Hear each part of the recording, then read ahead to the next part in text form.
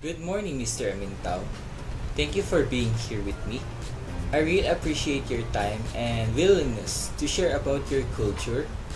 This interview is part of our performance task, and the objective here is to explore and learn from different cultural backgrounds. To start, can you share where you were raised and a little about your family's background? Okay, so I am Nadel Amintao, 19. I was actually raised in Cavite and have four brothers and sisters, and my mom and dad knew each other sa Saudi. Interesting. What language or languages do you use at home? Our language, Tagalog lang. We just use Tagalog, but since mom and dad live for so long sa Saudi, they speak Arabic. Speaking of communication, in your culture, how do people usually show respect or express disagreement directly or more indirectly? More on indirectly. Hindi nila show mismo yung pagka-disagreement nila para hindi ma-offend yung kinakausap nila. Are there common greetings or gestures that are important to know? Yeah, yung kapag yun you shake hands, you can say salam or assalamualaikum. It's a pay respect. Yeah. About your traditions, what holidays or family traditions are most meaningful in your culture? Eid al-Fitr. Parang culture siya na after Ramadan, doon may break yung feast mo. Is there a particular tradition or celebration you always look forward to? Ramadan. I love Ramadan. Yung di ka kakain ng umaga and then kakain ka lang ng afternoon. You're gonna repeat it the whole month. Yeah. In terms of values, which ones are given the most importance, such as family, community, or independence? For me, community.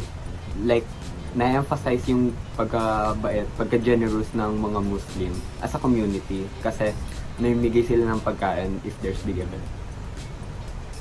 When it comes to family or community matters, how are decisions usually made? Normal lang, nasusunod yung elders, parents, but sometimes may decision agreement. Yeah. Food is often central to culture. What kinds of meals or dishes are considered important in yours? For me, yung halal foods. Yeah. Like meats. Last question. During celebrations or family gatherings, how is food usually shared or enjoyed? Like in normal way lang.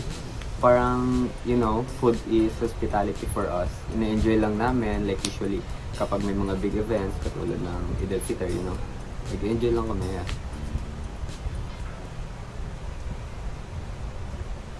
Once again, thank you for sharing your time and experience with me today. It was an honor to hear about your traditions and values, Mr. Amintao. Thank you. Thank you. The Muslim culture is guided by faith, respect, and community. It teaches the importance of generosity, unity, and devotion to God. Traditions such as Ramadan and Eid al-Fitr show how Muslims practice prayer, fasting, and sharing with others. Nadil Amintao was born and raised in Cavite. His parents first met in Saudi Arabia, where his mother worked as a nurse. Later, they decided to return to the Philippines since it was difficult for her to continue working abroad. Eventually, Nadel and his siblings were all born and raised in Cavite. At home, his family primarily speaks Tagalog and Islamic Arabic. In his culture, respect is expressed through polite words, proper tone of voice, and appropriate body language. For instance, elders are greeted respectfully and people listen attentively. When they speak, disagreements are usually conveyed indirectly and with care in order to avoid offending or embarrassing others.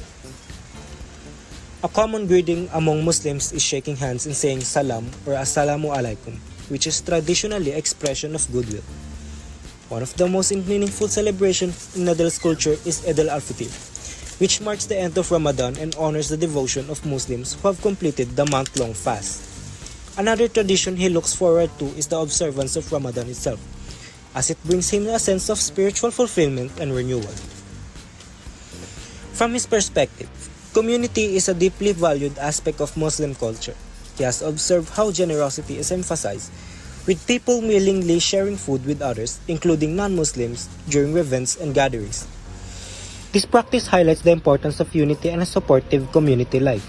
In family and community settings, decisions are typically made through discussions and consensus. However, elders or parents usually have the final say, as they are respected for their wisdom and experience. Food also plays an important role in Muslim culture. Halal food, especially beef, is central in most gatherings and occasions. Nadel has noticed that it almost always present during celebration, making it a staple part of their traditions. During family and community celebration, food is enjoyed in a way similar to other cultures, but with special significance during Ramadan and Eid. These occasions bring people together to share meals, and food also becomes a symbol of generosity and hospitality within the community.